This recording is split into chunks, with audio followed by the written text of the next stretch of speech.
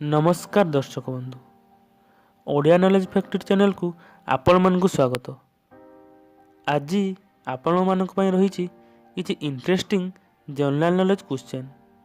तबे आरंभ करिबा आज प्रश्न उत्तर कार्यक्रम। प्रथम प्रश्न, केउ प्राणी अंडीरा हेले भी छुआ जन्म करिथाय?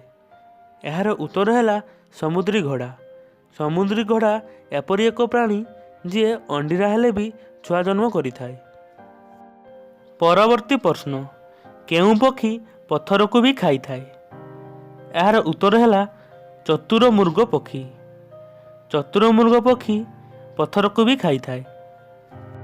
परवर्ती प्रश्न, विश्वर सबुठारु लंबा घासर नाम कौन? एहार उत्तर है बामबो बा बाउंस। विश्वर सबुठारु लंबा घासर नाम है बामबो बा बाउंस। परवर्ती प्रश्न, एमिति से केउ फूल जार ओजन पाखापाखि 10 किलोग्राम? एहार उत्तर है रफ्लेसिया। रफ्लेसिया फूल जार ओजन पाखापाखि 10 किलोग्राम। परवर्ती प्रश्न, केउ प्राणीर ध्वनि बा शब्द न थाए? एहार उत्तर है जिराफ। जिराफर ध्वनि बा शब्द न थाए। परवर्ती प्रश्न, केउठी सूर्य पश्चिम पटु उदय होती? यार उत्तर है यूरेनस।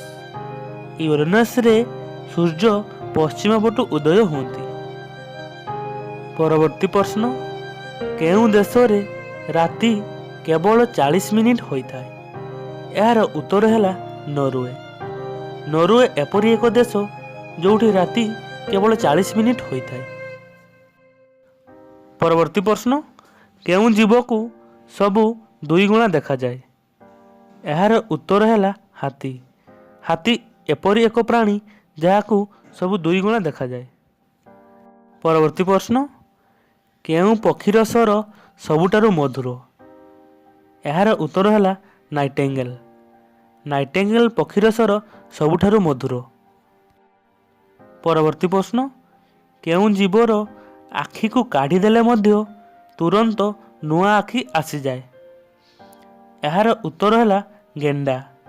गेंडा एपरि एक जीव जार आखि को काढ़ी देले मध्य तुरंत नुआ आखि आसी जाए। परवर्ती प्रश्न, सबुठारु छोट पक्षीर नाम कौन? यार उत्तर है हमिंग बर्ड। हमिंग बर्ड सबुठारु छोट पक्षीर नाम अटे। परवर्ती प्रश्न, भारतर से केउ गाँ जेउ गाँ रे प्रत्येकटी घरर कबाट न थाए? यार उत्तर है सनी सिंगापुर। सनी सिंगापुर एपरि एक ग्राम जेउ गाँ रे कि प्रत्येक घरर कबाट न थाए। परवर्ती प्रश्न, केउ पशुर क्षीर पीले मनीष मरी जाए? यार उत्तर है सिंही। सिंही एपरि एक पशु जार क्षीर पीले मनीष मरी जाए। परवर्ती प्रश्नटी आपणक पई रहिछि, सेईटा कौन जहा आम पाखरे सबुबले थाए, आमे ताकू देखि पारू किंतु धरि पारू नाही?